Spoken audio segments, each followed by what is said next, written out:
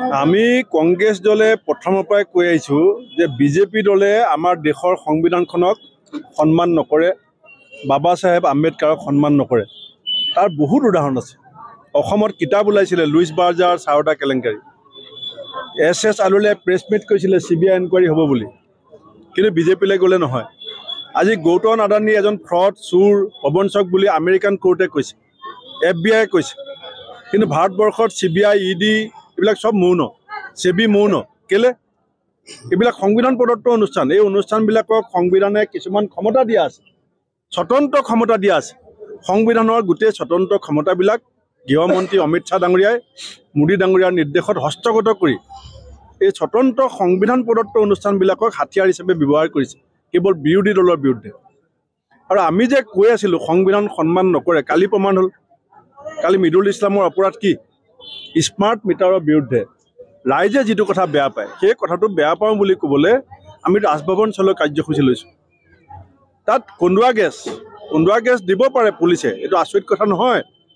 কিন্তু একে জেগাতে 3টা কন্দুৱা গেছ একে সময়তে দি আজি মানুহক হত্যা কৰা যিটো ষড়যন্ত্ৰ তেওঁলোকে কৰিলে, আজি এজন সম্ভাৱনাপূৰ্ণ উকিল, আজি কিমান হাজাৰ হাজাৰ মানুহ, মই দেখা নাই মোৰ জীৱনকালত যে এজন মানুহৰ মৃত্যুত জানাজাত এনেকৈ হাজাৰ হাজাৰ মানুহ গোট খোৱা। এজন জনপ্ৰিয় উদীয়মান যুৱনেতাক যিধৰণে ষড়যন্ত্ৰ কৰি চৰকাৰে হত্যা কৰিলে, এই হত্যাৰ পাছত এতিয়া 24 ঘণ্টা পাৰ হৈ গ'ল, চৰকাৰ মৌন। কিয় হিমন্ত বিশ্ব শৰ্মা ডাঙৰীয়াই ক'ব নোৱাৰে যে আমাৰ ভুল হৈছে বুলি?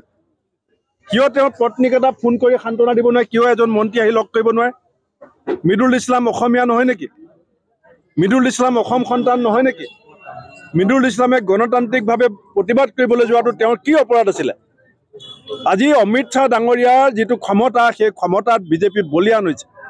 আৰু আটাইতকৈ লজ্জাজনক কথা যে দেশৰ গৃহমন্ত্ৰীজনে সংবিধানখনক সদনৰ ভিতৰত মুকলিমূৰীয়াকৈ অপমান কৰিছে যে আম্বেদকাৰৰ নাম ইমান কিয় ল'ব লাগে? কিয় নল'ম আম্বেদকাৰৰ নাম? আজি দেশখনৰ যিটো শৃংখলা, আজি দেশ গোটেই বিশ্বৰ ভিতৰত গণতান্ত্ৰিক যিটো প্ৰমূল্য ৰক্ষা কৰি এখন সৰ্ববৃহৎ গণতন্ত্ৰ হিচাপে প্ৰতিষ্ঠা হোৱাত বাবা চাহেব আম্বেদকাৰৰ যিটো অৱদান, সেই কথাটো আমি কোৱাৰ কাৰণে আমাক বেয়া পায়। গতিকে যিজন মানুহে সংবিধানক অপমান কৰে, যিজন মানুহে সংবিধান ৰচনা কৰা ব্যক্তিজনক অপমান কৰে, আমি কংগ্ৰেছ হ'লে তেওঁক কেতিয়াও সন্মান নকৰোঁ। আৰু সেইকাৰণে আজি আমি অমিত শ্বাহ ডাঙৰীয়াৰ পুত্ৰলিকা দাহ কৰিছোঁ। পৰৱৰ্তী সময়ত যদি বিজেপিয়ে সংবিধানক অপমান কৰাৰ পুনৰ কুণ্ঠাবোধ কৰে, তেতিয়াহ'লে ইয়াতকৈ ডাঙৰ শক্তিশালী গণতান্ত্ৰিক আন্দোলন আমি কৰিম। কিমান দিন ৰাখিব 144 গুৱাহাটী? এতিয়াতো 5 জনতকৈ বেছি গোট খাব নোৱাৰে বুলি কৈ আছে।